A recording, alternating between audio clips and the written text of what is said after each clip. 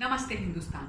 सुशांत सिंह राजपूत का जो हत्या का केस है, जो मृत्यु का केस है, और दिशा सालियान की जो मृत्यु का केस है, वो अब एक बहुत ही भयानक मोड़ पर आ गया है। जब से नार्कोटिक्स की जो ये एंगल है, जब ट्रेल्स हैं, वो हमारे सामने आई हैं, जब से ये पता चला था कि रिया चक्रवर्ती 2017 से एक ड्रग पेडलर गौरव आर्या के टच में थी, और ईडी ने जब उनकी व्हाट्सएप चैट्स को रिट्रीव किया था और उससे जब उनकी ट्रेल्स पता चली थी कि किस तरीके से वो ड्रग्स मंगवाने का, किस तरीके से वो सुशांत को ड्रग्स देने का काम कर रही थी, किस तरीके से वो सुशांत को बिना बताए उनको ड्रग्स देती थी, उनकी चाय पानी में और उनकी कॉफी में मिला करके, किस तरीके से वो दीपेश आदि के माध्यम से ड्रग्स का काम कर रही थी। तो जब ये सारी चीजें निकल करके आई तो एक बड़ी लार्जर पिक्चर हम सबके सामने आ गई कि ये लड़की कर क्या रही थी, इनका सच्चाई क्या है। उसी सच्चाई के तहत आज एनसीबी ने एक बहुत बड़ी खेप ड्रग की मुंबई के अंदर पकड़ी है।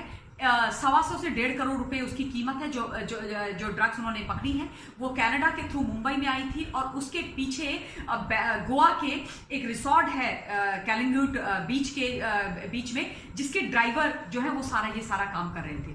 और उसके अलावा श्रुति मोदी के जो वकील हैं, उन्होंने ये बात साफ कर दी थी, कल भी उन्होंने ये बात बोली थी कि रिया चक्रवर्ती ड्रग के जो मामले हैं, ड्रग लेना देना, उससे अछूती नहीं है। ये बहुत बड़ी बात थी। और आज उन्होंने जो है इम्तियाज खत्री के ऊपर सारा ब्लेम डाल दिया है कि बॉलीवुड को ड्रग देने का काम और राजनेताओं को भी ड्रग देने का काम जो मुंबई में जो हो रहा था, उसमें इम्तियाज खत्री का हाथ है, इम्तियाज खत्री कर रहे थे।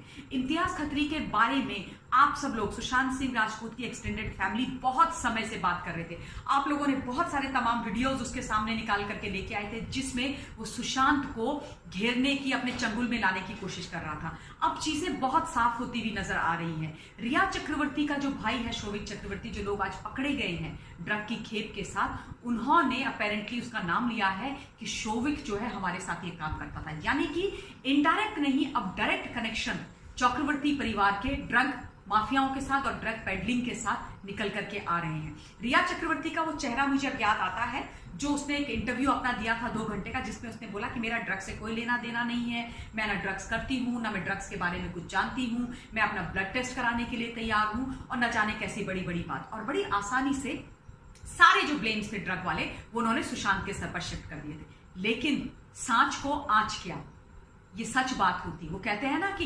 हाथ कंगन को आरसी किया और पढ़े लिखे को फारसी किया। जो सच होता है वो सामने आकर के रहता है। झूठ कब तक आप छुपाओगे, बकरे की अम्मा कब तक खैर बनाएगी, कभी ना कभी तो सच पकड़ा जाएगा, और वही हो रहा है। मैं हैट्स ऑफ करती हूँ एनसीबी को, ईडी को और सीबीआई को, जिस तरीके से, जिस समझदारी के साथ, जिस गति के साथ वो लोग काम कर रहे हैं। अगर मुंबई पुलिस ने ये काम कर दिए होते तो आज जो भी इसके पीछे कल्प्रिट्स हैं, चाहे वो नार्कोटिक्स के वाले लोग हैं, सुशांत को मारने वाले लोग हैं, रिया चक्रवर्ती जैसे खतरनाक लोग हैं, वो सारे के सारे आज बिहाइंड बार्स होते। लेकिन प्रश्न यहीं पर आता है कि किसको बचाने की महाराष्ट्र की सरकार इतनी कवायद कर रही है। सुनने में आता है, और ये कंफर्म्ड न्यूज भी है, कि ये जो ड्रग का पूरा जो रैकेट है, जो ये सारा काम चल रहा है, इसमें 2 राजनेता, एक फिल्म प्रोड्यूसर काफी बड़े और एक एक्टर, इनके नाम बहुत प्रोमिनेंट है, उनके पीछे भी एनसीबी लगी हुई है। यानी कि अब इनका जो गंदा घिनौना घटिया चेहरा है मुंबई का, एंड खास तौर पे बॉलीवुड का, वो सामने आने वाला है। आज श्रुति मोदी के जो लॉयर हैं, जिन्होंने कल ये बोला था कि रिया चक्रवर्ती ड्रग्स के मामलों से अछूती नहीं है, उन्होंने इनडायरेक्टली बड़ी साफ बात बोल दी थी कि वो ड्रग्स लेती भी है, ड्रग्स का धंधा भी करती है, और वो कोई पाक साफ नहीं है। आज उन्होंने बोला है कि इम्तियाज खत्री का इन सारे ड्रग्स के जितने भी लेन देन है, उसमें उसका ही हाथ है। ये बहुत बड़ी न्यूज है, बहुत बड़ी बात है। उसके अलावा सिद्धार्थ पठानी ने भी ये स्वीकार कर लिया है इन्वेस्टिगेटिंग एजेंसी के सामने, सीबीआई के सामने, कि रिया चक्रवर्ती इनडायरेक्टली ड्रग का काम करती थी, ड्रग पेडलिंग का काम करती थी, वो ड्रग लेती थी, और उसका ड्रग के साथ पूरा कनेक्शन है। अब आप मुझे ये बताइए कि कहां से हो गया रिया चक्रवर्ती का कैरेक्टर असैसिनेशन। ये बातें जनता तो लेकर के नहीं आई हैं, ये जो सारी चीजें हैं, ये तथ्यों के आधार पर निकल के आ रही है, इन्वेस्टिगेशन के आधार पर निकल के आ रही है, और जब आएगी तो ये चीजें बोली भी जाएंगी, क्योंकि अगर हम नहीं बोलेंगे तो सच्चाई दबा दी जाएगी। अभी रिया चक्रवर्ती ने एक और तमाशा, एक और खेल खेलना शुरू कर दिया है। उन्होंने सुशांत की फैमिली को थ्रेटन किया है कि मैं तुम्हारे अगेंस्ट डिफेमेशन सूट डाल दूंगी, मैं तुम्हारे अगेंस्ट केस कर दूंगी अगर तुम मेरे बारे में बोलना बंद नहीं करोगे। वाह, इनके लिए, मैडम के लिए ताली बजनी चाहिए। मतलब सच्चाई अगर वो परिवार जानना चाहे, जिनके परिवार का बेटा गया है, तो तुम उन पर डिफेमेशन सूट फाइल कर दोगी। लेकिन जब तुम एक बड़ा हुआ लड़का जो इस दुनिया से चला गया, उसको स्किज़ोफ्रेनिक बोल दो, बाइपोलर बोल दो, डिप्रेस्ड बोल दो, उसको ड्रगी बोल दो, तब तुम पर डिफेमेशन नहीं होना चाहिए, तुम्हारे बारे में किसी ने कोई बात नहीं करनी चाहिए। तो ये जो नया तमाशा इन्होंने शुरू करा है ना, ये उसी श्रृंखला में जुड़ जाता है जिसमें इन्होंने बोला था मीडिया ट्रायल कर रही है, मीडिया ट्रायल कर रही है, मीडिया को चुप नहीं रहना चाहिए। लेकिन जब अपनी बारी आई तो तुरंत तमाम कुछ जो है 3-4 मीडिया हाउसेस को इन्होंने अपने इंटरव्यूज देने शुरू कर दिए और अपनी कहानियां गढ़नी शुरू कर दी और श्रृंखला में अपने को तो पाक साफ बता दिया और परिवार को फिर से बदनाम करना आरंभ कर दिया। तो ये जो कहानी है ये बहुत बड़ी कहानी है, ये कोई छोटी मोटी कहानी नहीं है। मैं तो दिल से चाहती हूं कि बॉलीवुड का जो ये घिनौना चेहरा है ये जनता के सामने आना चाहिए, हिंदुस्तान के सामने आना चाहिए। इन लोगों ने ये ड्रग्स का जो नेक्सस चला करके रखा है ये बंद होना चाहिए। देखिए बॉलीवुड जो हमें दिखाता है ना सुनहरे पर्दे पर बड़ी अपनी बहुत ही अच्छी एक्टिंग के माध्यम से, वो सच नहीं है। इनके चेहरे कुछ और है, ये असल में कुछ और है और इनको आइडियलाइज करना प्लीज आप लोग बंद कीजिए। इनको हीरो एक्टर बोलना बंद कीजिए। ये हीरोज नहीं है, ये इंटरटेनर्स हैं। इनका ये तमाशा खुलकर के सामने आने की बहुत ज्यादा जरूरत है और आज ये सच्चाई सामने आ रही है सुशांत के बलिदान के कारण।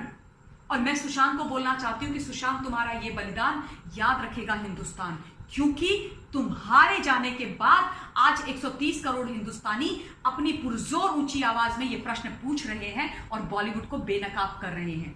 बॉलीवुड के अंदर जो ये अंडरवर्ल्ड का पैसा लगता आया है, माफियाओं का पैसा लगता आया है, ड्रग्स की लेन देन चलती आई है, ये कोई नई बात नहीं है। बहुत सारे एक्टर एंड एक्ट्रेसेस पहले भी जो ड्रग पेडलर्स थे, ड्रग माफिया थे, उनके साथ उनके कनेक्शन थे, वो देश को छोड़ करके दुबई आदि चली गई और वो ये काम करती आ रही हैं। तो बहुत पुराना कनेक्शन है और ये लोग ड्रग्स लेते हैं। इनकी रेप पार्टीज होती हैं, बाकायदा रेप पार्टीज होती हैं जिसमें ये इंजेक्ट करते हैं ड्रग्स। तमाम है, ओपन पब्लिक डोमेन में ये सारी चीजें हैं।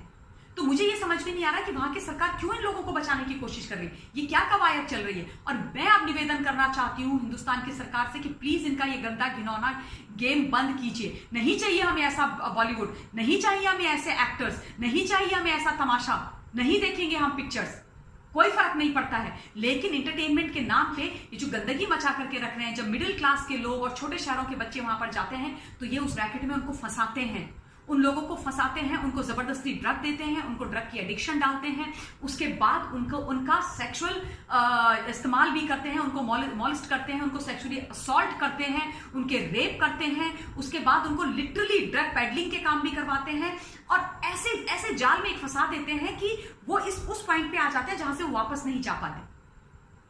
तो क्यों नहीं ऐसी चीज को खत्म होना चाहिए? क्यों बॉलीवुड की ये गंदगी हम सह रहे हैं एंटरटेनमेंट के नाम पर? कि बंद होनी बहुत ज्यादा जरूरत है। और अब आप समझ रहे हैं कि क्यों बॉलीवुड के ये बड़े बड़े जो एक्टर हैं, एक्ट्रेसेस हैं, ये आज तक अपना मुंह बंद करके बैठे रहे। क्यों इन्होंने एक शब्द भी नहीं बोला, क्यों इन्होंने आपका और हमारा साथ नहीं दिया। लेकिन ये समझते नहीं है कि जब सच्चाई सामने आने वाली बात होती है तो पूरी की पूरी आती है। इनमें से कोई नहीं बचेगा, कोई नहीं बचेगा। और दूसरी बात, इनका बॉयकॉट करते रहना है। मैं बहुत समय से ये बात आप लोगों से बोल नहीं पाई थी। अगर कोई नई पिक्चर लेकर के हमारे बीच में आ रहे हैं, इनका बॉयकॉट कीजिए। इनकी कोई भी पिक्चर देखने की कोई आवश्यकता नहीं है।